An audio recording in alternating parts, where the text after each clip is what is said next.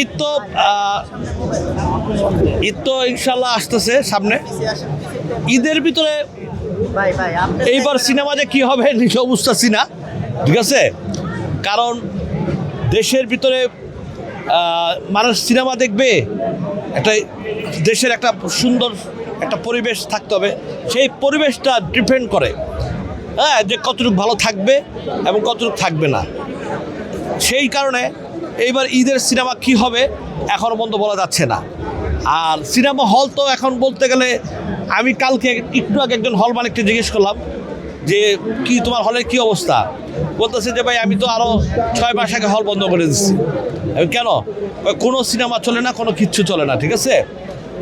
তা আমি বলছি ঈদে খুলবার কয় না, এবার ঈদেও খুলবো না। কারণ ঈদে কিছু প্রডিউসাররা ধাপকি বেঁধে চাপাবাজি মার দিয়ে তাদের থেকে টাকা পয়সা নেয় প্রচুর, কিন্তু হল মালিকটা দেয়া পুরো ধরা খাওয়া যায়, ঠিক আছে? আমাদের কান্না তখন কেউ দেখে না।